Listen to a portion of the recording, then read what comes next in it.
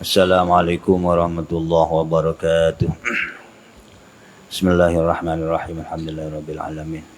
Allahumma shalli wa sallim wa barik wa karim ala sayyidina Muhammadin wa ala alihi wa ashabihi wa man tabi'ahum bi ihsan ila yaumiddin.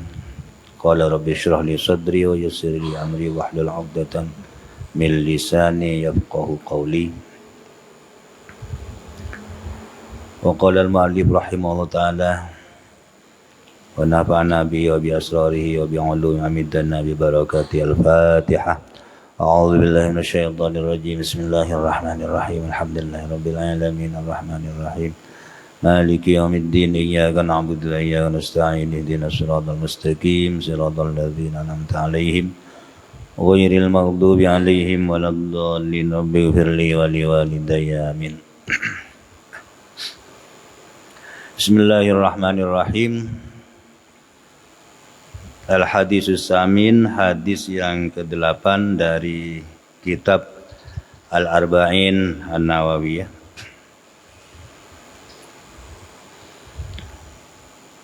Hadis yang ke-8 ini Ibni Umar, diriwayatkan dari Abdullah putranya Sayyidina Umar Al-Khattab radhiyallahu ta'ala anhuma. Mudah-mudahan Allah meridai keduanya. Mudah-mudahan Allah meridai Abdullah dan mudah-mudahan Allah meridai terhadap Umar ibn al-Khattab. Abdullah bin Umar berkata, anna Rasulullah sallallahu alaihi wasallam qala, bahwa Rasulullah itu pernah bersabda. Sabda Rasulullah, umirtu an uqatilan nas hatta yashhadu an la ilaha illallah wa anna Muhammadar Rasulullah wa yuqimus salata wa yu'tuz zakata fa idza fa'alu dzalik asamu minni dima'ahum wa amwalahum illa bihaqqil Islam wa hisabuhum 'ala Allah ta'ala. Rawahul Bukhari. Qala, Nabi bersabda, umirtu, saya diperintahkan, an uqatilan nas, untuk memerangi manusia, hatta yashhadu, sehingga mereka bersaksi, sehingga mereka meyakini alla ilaha illallah, bahwa tidak ada Tuhan yang wajib disembah kecuali Allah, wa anna Muhammadar Rasulullah, dan mereka bersaksi meyakini bahwa Nabi Muhammad adalah utusan Allah, wa yuqimus shalah, dan sehingga mereka mendirikan salat, wa yu'tuz zakah, dan sehingga mereka memberikan zakat, membayar zakatnya. Fa idza fa'alu dzalik, apabila mereka sudah melaksanakan semua itu, artinya sudah bersyahadat, kemudian bersolat dan membayar zakatnya, asamu minni dima'ahum, maka mereka sungguh telah menjaga darah-darah mereka, wa amwalahum, dan harta-harta mereka, illa bihaqqil Islam, kecuali dengan hak-hak agama Islam, wa hisabuhum 'ala Allah ta'ala, dan hisabuhum, hisabnya mereka, 'ala Allah ta'ala, terserah Allah ta'ala. Rawahul Bukhari wa Muslim. Hadis ini diriwayatkan oleh Imam Bukhari dan Imam Muslim. Hadis yang diriwayatkan oleh Abdullah bin Umar. Abdullah bin Umar ini adalah salah seorang sahabat Rasulullah yang masuk Islam ketika masih kecil. Beliau masuk Islam perkiraan umur 4 tahun bersama dengan ayahandanya Umar ibn al-Khattab. Abdullah bin Umar ini termasuk sahabat Rasulullah yang dermawan, kemudian yang cekatan, yang hafalannya sangat luar biasa. Beliau juga sangat menjaga sunnah-sunnah Rasul. Bahkan Abdullah bin Umar ini kalau Rasulullah berjalan itu bekas kaki Rasulullah diinjak oleh Abdullah bin Umar.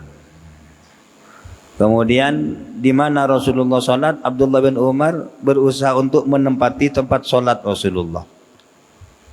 Bahkan terkadang Rasulullah berteduh, Abdullah bin Umar juga berteduh di tempat itu dan meniru bagaimana Rasulullah berteduh sifatnya.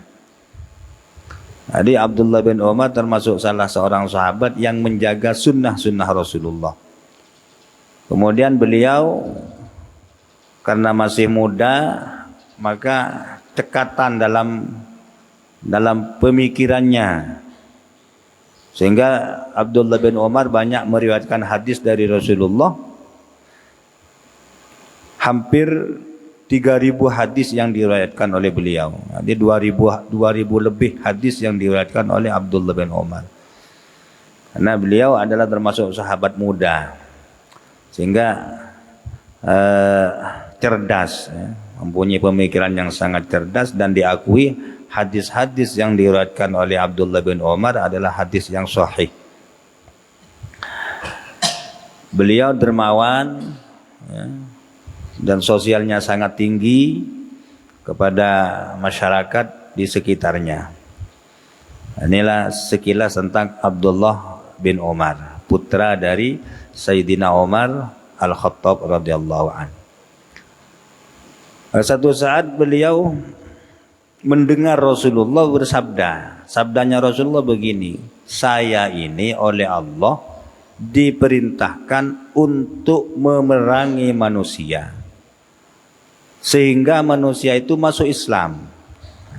Saya diperintahkan oleh Allah untuk memerangi manusia sehingga manusia itu masuk Islam dan melaksanakan sholat serta membayar zakatnya.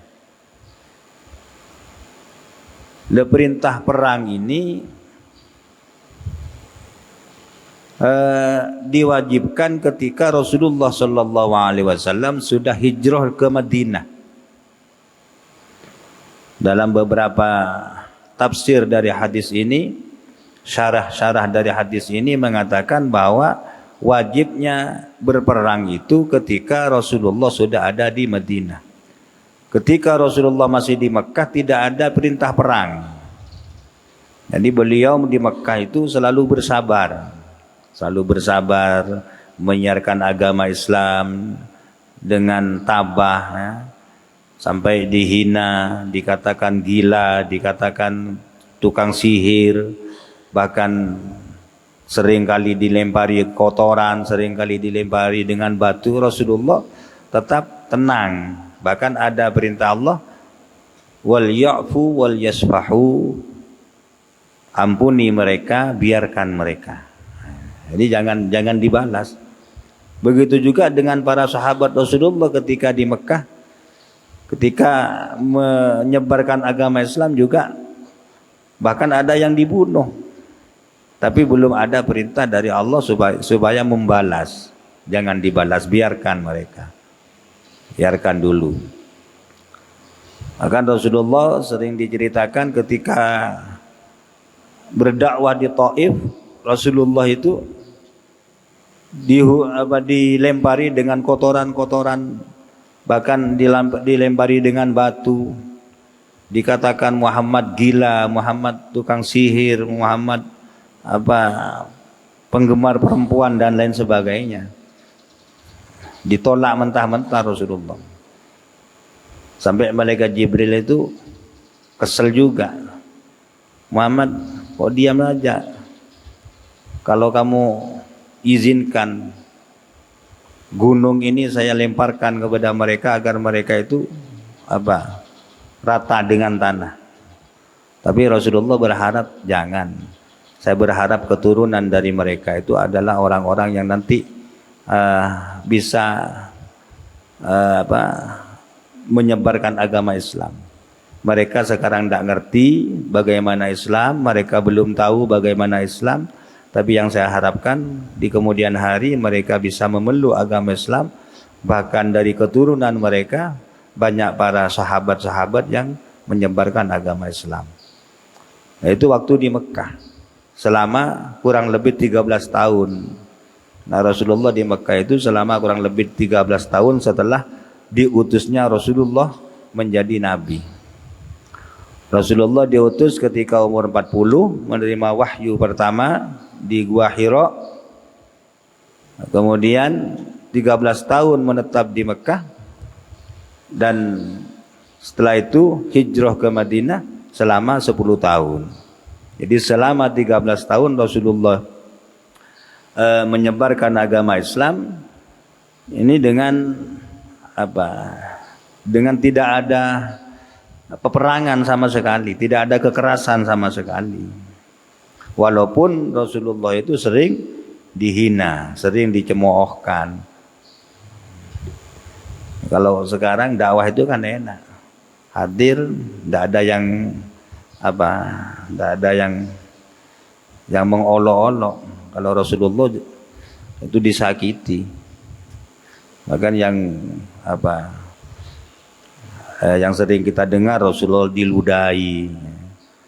Tapi Rasulullah tidak pernah membalas, karena ada perintah wal ya'fu wal yasfahu, maafkan mereka dan biarkan mereka.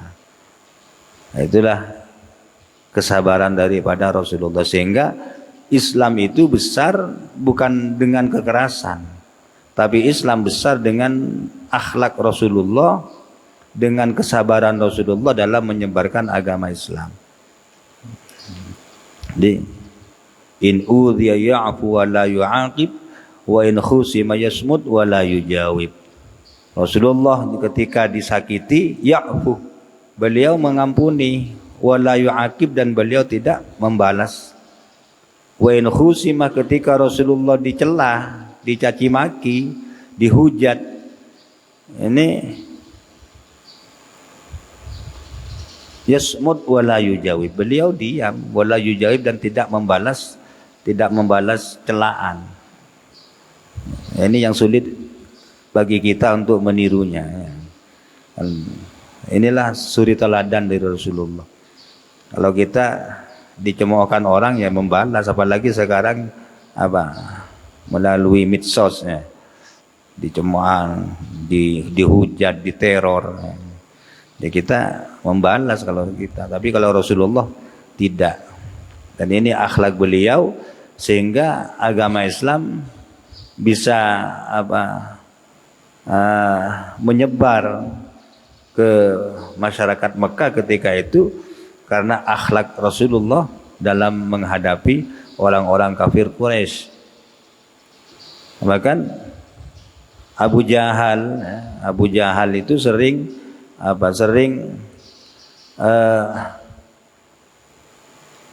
mencaci Rasulullah, bahkan ingin membunuh Rasulullah. Ingin membunuh Rasulullah dengan jebakannya, bahkan menyuruh orang siapa saja yang bisa menangkap Muhammad, baik hidup atau mati, maka dia akan saya hadiahkan 1000 dirham, keping emas. Diancam seperti itu Rasulullah. Satu saat diriwayatkan dalam beberapa riwayat, suatu saat Rasulullah itu diundang oleh Abu Jahal. Abu Jahal pura-pura sakit, dan Abu Jahal sebelum mengundang Rasulullah sudah menggali lubang di halaman rumahnya. Ketika Rasulullah diundang oleh Abu Jahal karena pura-pura sakit, ya Rasulullah langsung saja pergi ke rumahnya Abu Jahal. Tapi oleh malaikat Jibril dibilangin, Muhammad kamu sekarang dijebak. Hampir nyampe, Rasulullah kembali dan Abu Jahal mengejar Nabi Muhammad. Dia lupa jurang jebakan yang dia gali, akhirnya dia jatuh sendiri ke jurang itu. Sehingga ada kata-kata man hafara hufratan waqa'a fihi. Siapa yang menjebak, siapa yang menggali jurang, maka dia akan jatuh sendiri di jurang yang dia gali.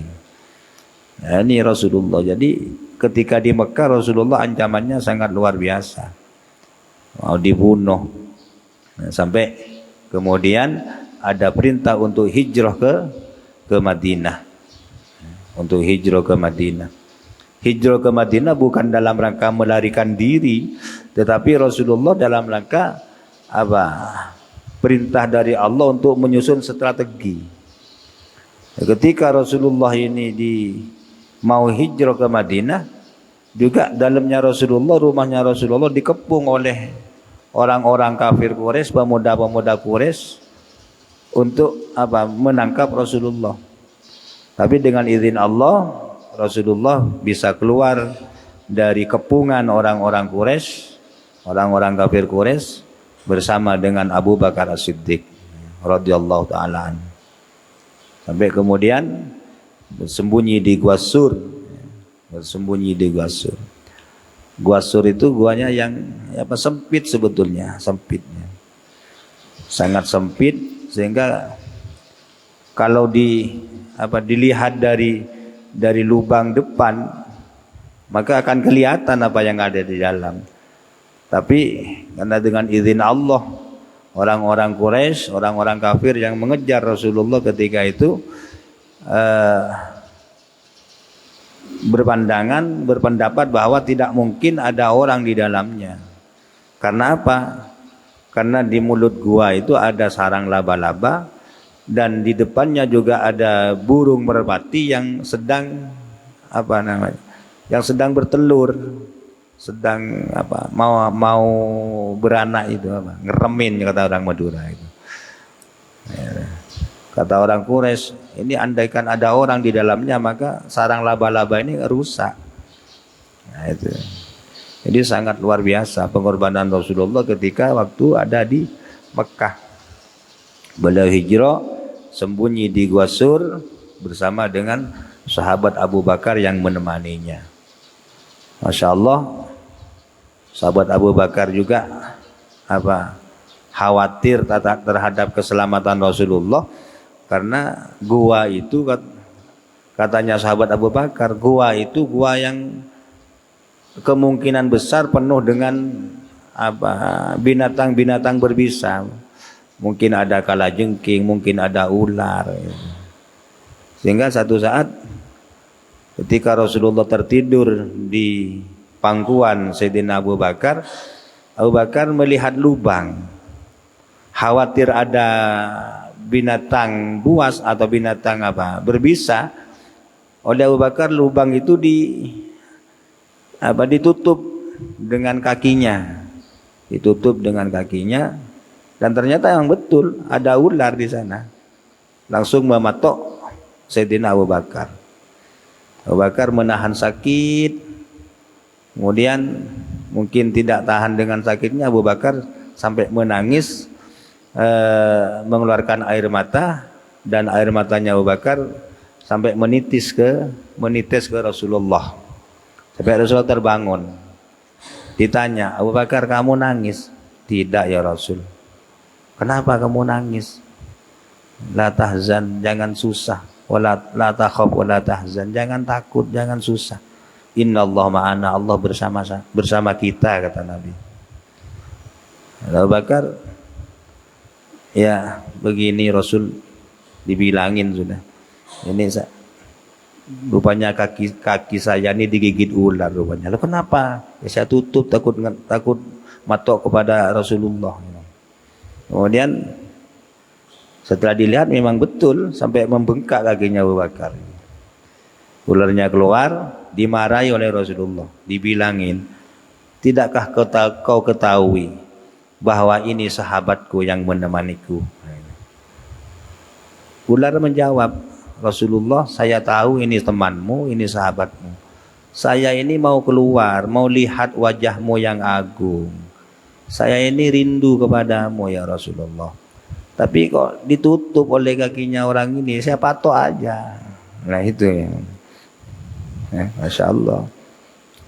Ular saja bisa rindu dengan Rasulullah, apalagi kita. Masya Allah. Jadi pengorbanan Rasulullah ketika di Mekah menyiarkan agama Islam sangat luar biasa. Bukan hanya hartanya, tapi nyawanya beliau taruhkan. Sampai kemudian hijrah ke Madinah dan disambut oleh orang-orang Madinah. Baru di Madinah ini Rasulullah mendapat perintah untuk berperang. Perangnya aja sudah. Tapi bagaimana ya Rasulullah menjalankan hal itu? Tetapi dengan proses-proses sebelum ada peperangan itu masih ada semacam surat, ya, utusan, perundingan, itu, perdamaian. Sehingga ada perdamaian Hudaibiyah, ya, dan lain sebagainya. Jadi tidak langsung berperang. Ayo masuk Islam, kalau tidak masuk Islam saya bunuh, tidak begitu.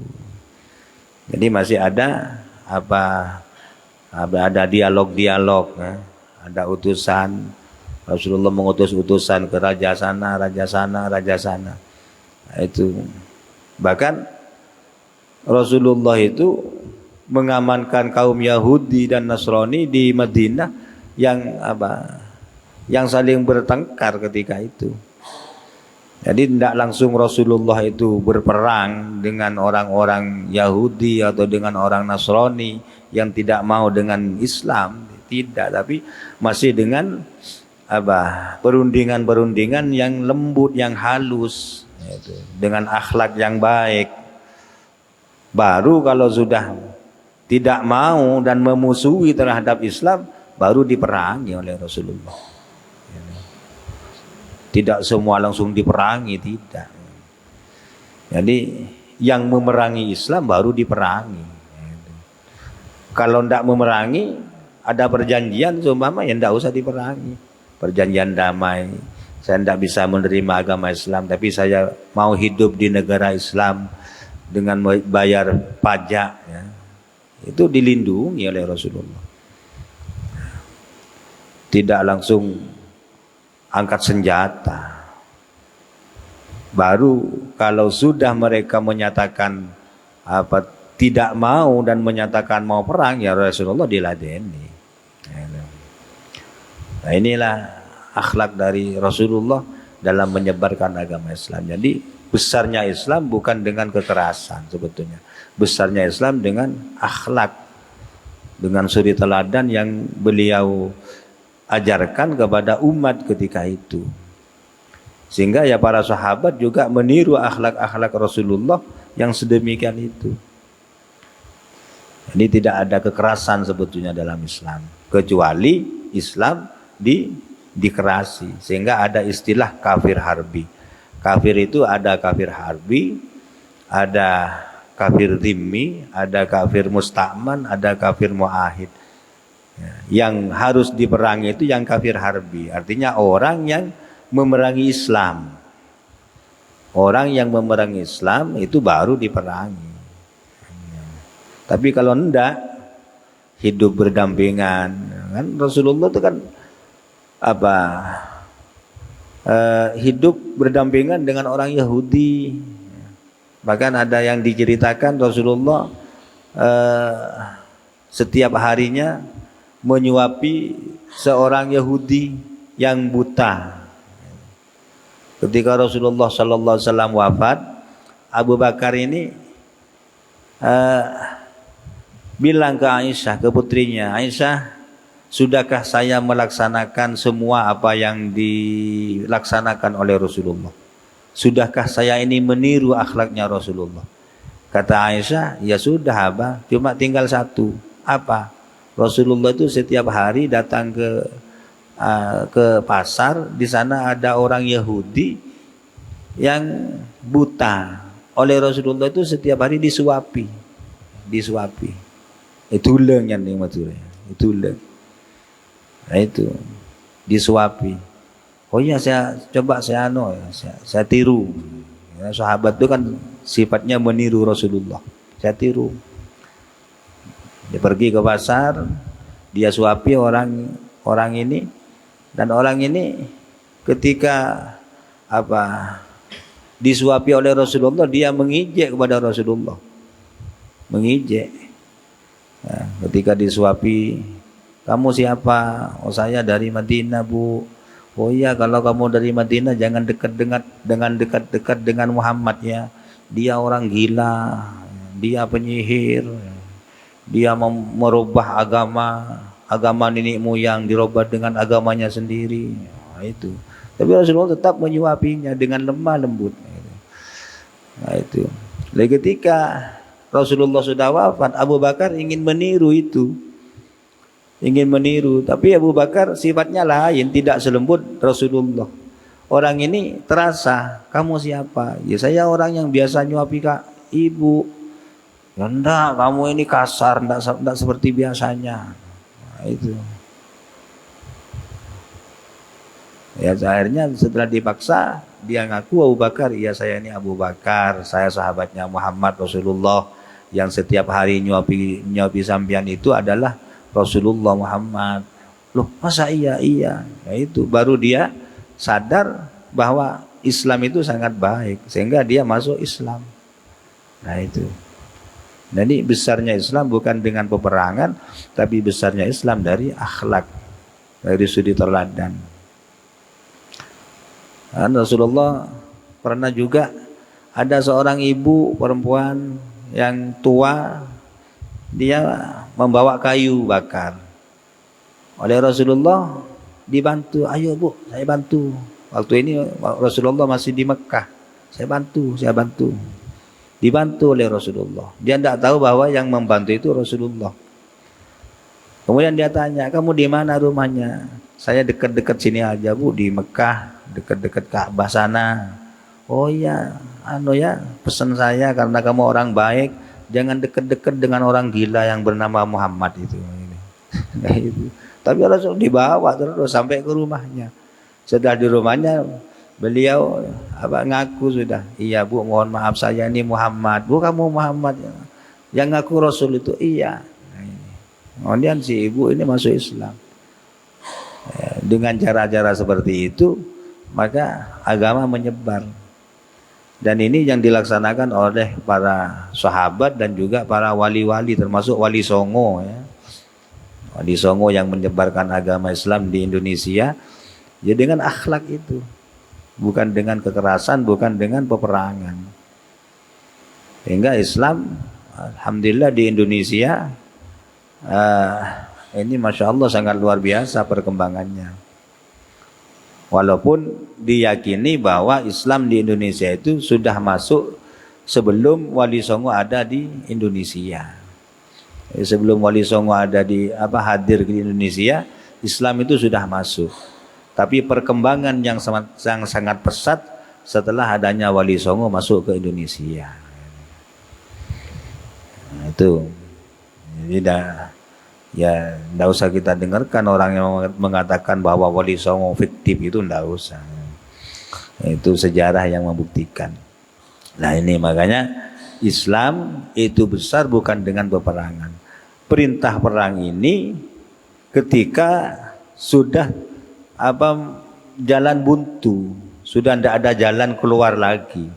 Artinya sudah mentok, tidak mau dan akan memerangi, itu baru ada peperangan seperti perang Uhud, kemudian perang Badar, itu perang Khandaq.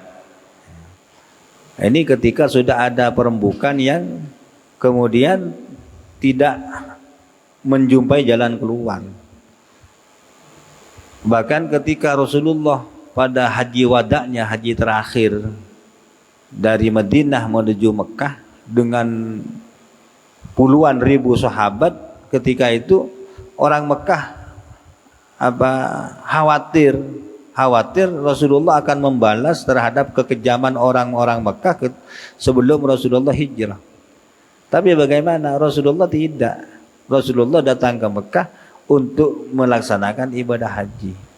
Tidak untuk berperang, tidak untuk membalas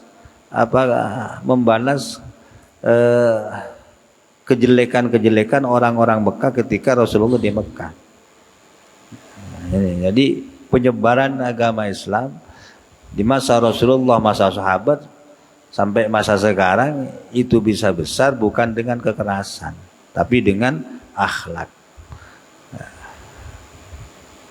Masya Allah sekarang saudara-saudara kita, Masya Allah ya diperangi ya, oleh orang-orang Israel dan ande-andenya. Nah itulah ya, mudah-mudahan. Tapi kalau melihat dari kekuatan tentaranya, sebetulnya Palestina, Hamas tuh sudah di atas angin. Cuma Israel itu kan menangnya korban sipil itu. Tapi kalau korban tentaranya, Masya Allah, ini sudah lebih banyak korbannya itu dari Israel sebetulnya. Bahkan kalau melihat di media itu sudah pertolongannya sungguh sangat luar biasa. Nah, itu kafir harbi itu wajib diperangi kalau seperti itu, karena sudah memerangi orang Islam. Tapi kalau tidak memerangi orang Islam itu tidak boleh juga diperangi.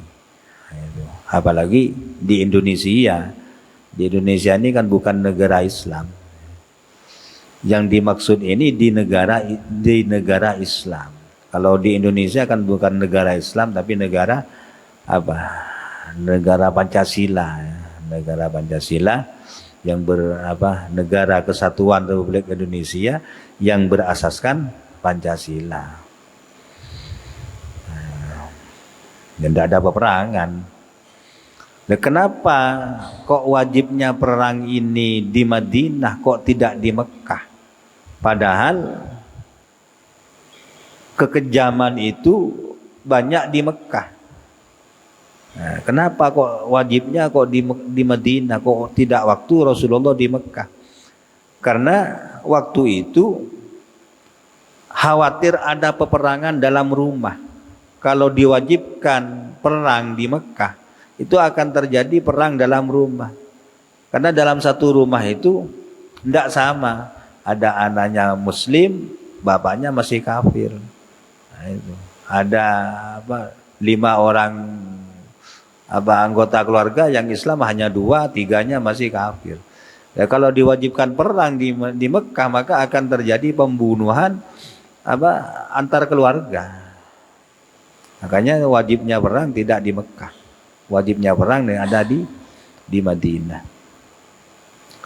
Jadi ini perintahnya dari Allah Subhanahu wa taala kepada Nabi Muhammad untuk memerangi orang-orang sehingga baru berhenti diperangi kalau sudah masuk Islam, melaksanakan sholat dan membayar zakat. Kalau mereka sudah melaksanakan itu, sudah masuk Islam, kemudian sholat dan melaksanakan zakat, maka berarti mereka itu bebas dari dari darah mereka sudah haram, ya. Kemudian harta mereka sudah haram untuk diambil. Nah, itu. Walaupun terkadang Islamnya tidak ikhlas, tidak murni. Oh ya, saya Islam, asyhadu an la ilaha illallah wa asyhadu anna muhammadar rasulullah. Dia sholat, dia zakat. Tapi tujuannya biar aman saja. Itu walaupun demikian, jadi aman sudah. Kenapa? Karena hadis yang terakhir ini adalah urusan hisabnya itu urusan Allah. Jadi yang dipandang itu masalah zahirnya. Ya. Masalah zahirnya. Masalah batinnya ya Allah yang tahu. Karena memang banyak orang-orang munafik itu yang demikian. Orang-orang munafik yang mengatakan Islam, beriman ketika berada di hadapan Rasulullah. Wa idza laqul ladzina amanu qalu amanna. Ketika mereka bertemu dengan orang-orang yang beriman, mereka berkata, amanna, saya beriman sama dengan kamu. Wa idza khalau ila syayatinihim, ketika mereka sudah pulang, qalu inna ma'akum, saya bersama kalian, tidak bersama orang-orang yang mukmin itu saya. Jadi kalau ketemu dengan orang Islam, dengan orang mukmin, saya beriman. Setelah pulang, enggak, saya bohongan aja. Qalu inna ma'akum innama nahnu mustahzi'un, saya hanya menipu mereka. Nah, itu. Ya walaupun demikian, karena yang dilihat itu adalah zahirnya, tidak melihat batinnya. Tidak melihat batinnya secara zahir. Bahkan ini juga terjadi pada masa sahabat, pada Mu'adz bin Jabal pernah membunuh orang yang seperti itu. Oleh Rasulullah dimarahi juga, oh jangan begitu. Itu secara zahir sudah Islam. Adapun nanti apa batinnya ya terserah Allah. Nah, itu. Ya, kadang hadis ini yang banyak digunakan, difahami oleh orang-orang teroris. Nah itu. Orang-orang teroris itu sehingga perang jihad fisabilillah. Nah ini tidak melihat terhadap hadis-hadis yang lain dan sifat-sifat Rasulullah yang yang sering berdampingan, bahkan Rasulullah sering berhubungan urusan dunia, perdagangan dan lain sebagainya dengan orang-orang non muslim, ya, dengan orang-orang non muslim. Tapi orang-orang teroris yang sudah dicuci otaknya, ya ini yang digunakan. Bahwa Rasulullah itu diperintahkan berperang. Nah, itu. Sehingga mereka meyakini kalau mati syahid.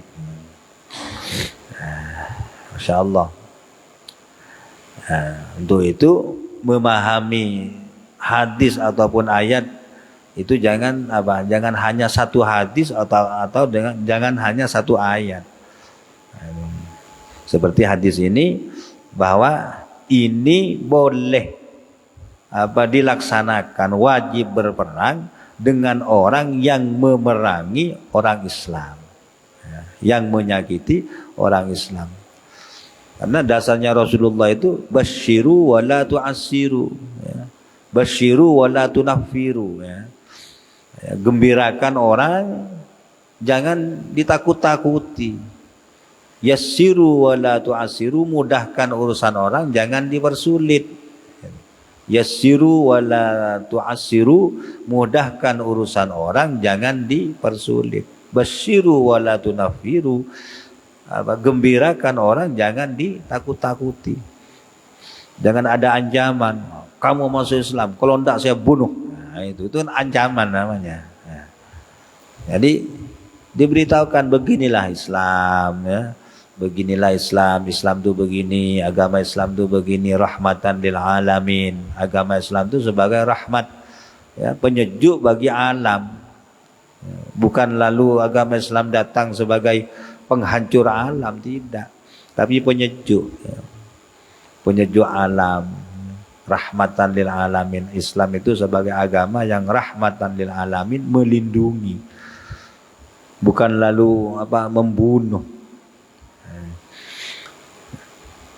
Ini datangnya agama Islam, sehingga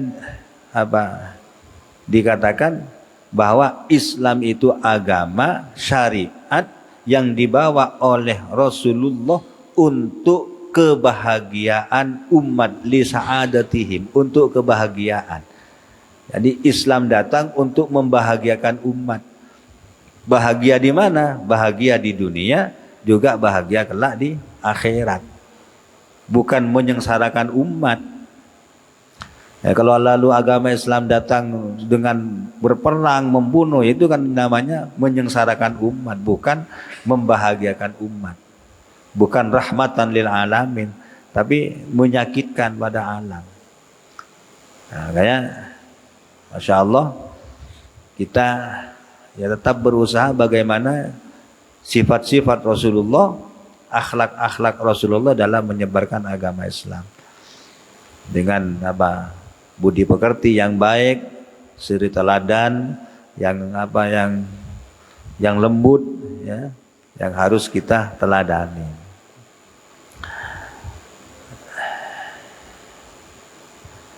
Itulah agama Islam yang kita peluk. Jadi kita harus bangga dengan agama ini. Jangan kemudian kita takut dengan agama yang kita peluk. Sehingga kita bisa menyebarkan, mengajak orang lain untuk memeluk agama Islam dan mengajak bagaimana sekiranya orang dapat melaksanakan syariat-syariat Islam dengan sempurna dan tanpa ada rasa takut. Indonesia ini alhamdulillah negaranya aman, ya, walaupun di Indonesia bukan negara Islam, ketimbang negara Islam yang tidak aman, ya. Kan banyak di negara-negara Timur Tengah, negara Muslim, negaranya mayoritas Muslim, tapi mau ke masjid saja tidak aman. Tidak ada pengajian seperti ini, apalagi pengajian umum sampai majelis sholawat, tidak ada kalau di luar. Walaupun di Malaysia, walaupun ada di Malaysia, mungkin hanya dalam gedung, tidak ada kemudian di alun-alun, ya, di depan masjid, tidak ada. Ya, Indonesia aman, walaupun agamanya bermacam-macam, ya. Banyak agama, ketimbang di negara-negara Muslim yang melaksanakan ibadah saja itu ada kekhawatiran, ada ketakutan. Mau ke masjid takut, ya. Mau ngaji takut, ya itu. Kalau Indonesia kata Kiai Marzuki, ya enak seperti ini, ngaji aman, ya. Di mana-mana ada pengajian, ada sholawatan, majelis-majelis sholawat, majelis-majelis taklim, bahkan di tempat-tempat umum. Ya kenapa? Ya karena memang inilah yang dibawa oleh Wali Songo dengan akhlaknya, Sehingga Wali Songo ketika itu seperti Sunan Bonang, Sunan Derajat, karena kebiasaan kesenangannya orang ketika itu senang dengan Bonang, apa itu namanya, tabuan, ludrukan itu ya. Ya oleh Sunan Bonang ya diadakan juga. Bonang itu kan gung itu ya. Senang gung ya, Sunan Bonang juga itu ada pertunjukan gung Bonang yang tidak usah bayar karcis, cukup karcisnya la ilaha illallah. Nah, itu. Jadi untuk memikat hati orang itu ya seperti itu, tidak lalu dengan kekerasan. Kalau Sunan Kalijogo terkenal dengan wayang kulitnya, ya, dengan lagu ilir-ilirnya, ya, itu kan akhlak yang dimunculkan oleh para sunan, para wali, ya adalah akhlak Rasulullah. Jadi Rasulullah itu melihat orang lain itu nazara binadrir rahmah, melihat orang lain dengan penglihatan yang penuh dengan rahmat, penuh kasih sayang, walaupun berbeda agama.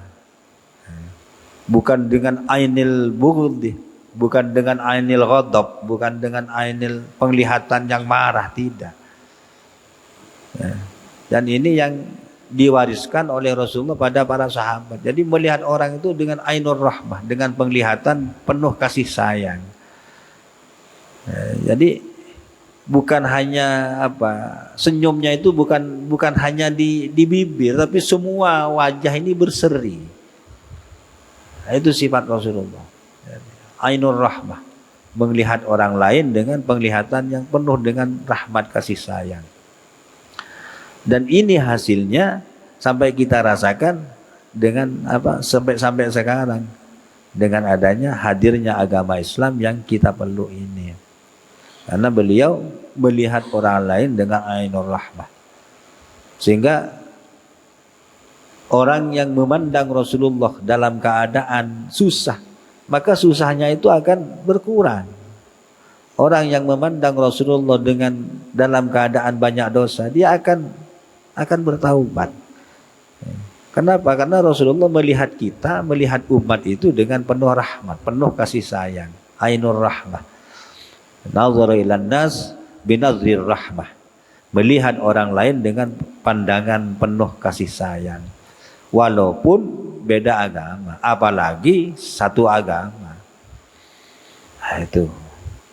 Tapi walaupun demikian Rasulullah tetap tegas, prinsipnya tetap tegas. Bahkan dikatakan Rasulullah itu kalau sudah urusan akidah, urusan agama, kalau berkhutbah itu sampai ihmarra wajhuhu, sampai mirah wajahnya, mukanya sampai mirah. Itu ketegasannya. Tegas, sabar tapi tegas kan itu. Sampai kepada putrinya saja dia mengatakan, law anna Fatimah binti qad sarikot laqata'tu yadaha. Andaikan putriku Fatimah mencuri, maka saya akan putus sendiri tangannya. Itu ketegasannya. Kemudian kalau sudah melaksanakan seperti itu semua, fa idza fa'alu dzalik, apabila sudah melaksanakan asomu, maka mereka sudah menjaga darahnya, menjaga hartanya dan darahnya sudah haram, kecuali illa bihaqil Islam, kecuali ada hak-hak tentang Islam. Orang Islam sudah sholat, sudah zakat, tapi dia melanggar aturan Islam, seperti berzina. Nah, berzina, orang sudah punya keluarga, laki-laki sudah beristri atau perempuan sudah bersuami, kemudian melaksanakan perzinahan. Ini namanya zina muhson. Maka dia darahnya bisa halal. Kenapa? Karena sudah hakil Islam. Hakil Islam. Sehingga kalau di undang-undang Islam itu biasanya dirajam. Dirajam. Dilempar dengan batu ya, sampai mati. Ya. Dari kisos membunuh orang, ya dibunuh juga. Ya. Bunuh orang ya dibunuh juga. Itu di negara Muslim, di negara Islam, di Mekah itu seperti itu. Tapi ada di Mekah itu masjid kisos ya, itu. Di halamannya itu tempat kisos katanya. Tempat kisos. Insyaallah. Ya. Orang nabrak orang, kemudian yang ditabrak mati, ya harus mati juga. Itu bisa halal. Kenapa? Karena hakil Islam. Jadi kalau orang sudah Islam, kemudian sholat, zakat, itu darah dan hartanya sudah haram. Kecuali ada hak-hak Islam. Melanggar agama Islam yang mewajibkan atau yang menghalalkan darahnya atau menghalalkan hartanya. Ya.